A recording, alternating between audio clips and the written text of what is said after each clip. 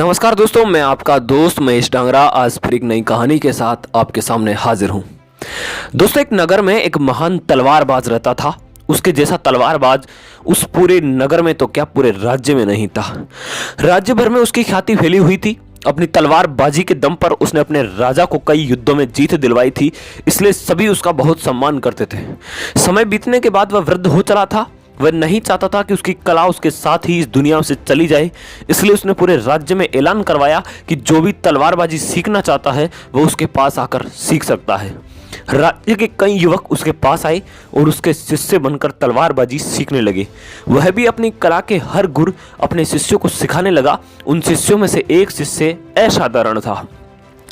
उसने शीघ्र ही तलवारबाजी के सारे गुर सीख लिए और तलवारबाजी में पारंगत हो गया। किंतु पारंगत होने के बाद उसे अपनी तलवारबाजी पर घमंड हो गया।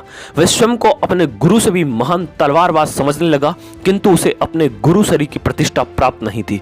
वह प्रतिष्ठा पाने के लिए नित्य नए उपाय सोचा करता। एक दिन उसने सोचा, क्यों न तलवारबाजी का एक मुकाबला गुरु के साथ किया जाए। उन्हें पराजित कर दूंगा तो लोग मुझे उनसे महान तलवारबाज स्वीकार कर लेंगे।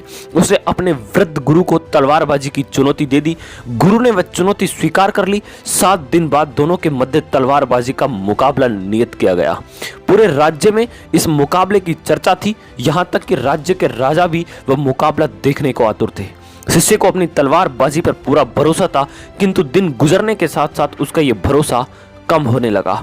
उसे लगने लगा कि गुरु ने अवश्य तलवारबाजी की एक न एक विधा उसे नहीं सिखाई होगी। वह अपने गुरु पर नजर रखने लगा ताकि अभ्यास के दौरान यदि गुरु वह विधा प्रयोग करे तो उसे देखकर वह सीख सके। एक दिन उसने देखा कि गुरु कहीं जा रहा है। वह उसका पीछा करने लगा। गुरु लोहार के पास पहुंचा और लोहार को 15 फुट लंबी म्यान तैयार करने का आदेश दिया। शिष्य ने सोचा, अवश्य ही गुरु 15 फुट लंबी तलवार बनाकर उतनी दूरी से ही उसका सिर कलम कर देने की योजना बना रहा है। बिना समय व्यर्थ किए वह एक अन्य लोहार के पास गया और उससे 16 फुट लंबी तलवार बना ली। मुकाबले का दिन आया। गुरु और शिष्य दोनों एक दूसरे के आमने सामने थे। जैसे ही मुकाबला शुरू हुआ, गुरु ने म्यान से तलवार निकालकर शिष्य की गर्दन पर रख दी। उधर शिष्य म्यान से अपनी 16 फुट लंबी तलवार निकालता ही रह गया। वास्तव में गुरु ने म्यान 15 फुट की बनवाई थी, किंतु उसकी तलवार एक सामान्य तलवार थी। दोस्तों, इस कहानी से शिक्षा मिलती है कि जीवन में हर युद्ध ताकत और बल के सहारे नहीं जीते जाते।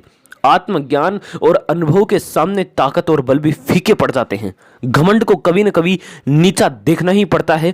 अपनी कला पर घमंड करने के बजाय उसे निखारने में समय लगाएं। उम्मीद करता हूं ये कहानी आपको पसंद आई होगी। अगर पसंद आई है तो इसे लाइक करें, कमेंट करें और दोस्त चैनल पर अगर पहली बार आए हो तो सब्सक्राइब करना बिल्कुल मत भूलिए। बहुत बहुत धन्यवाद। जय हिंद, जय श्री राम।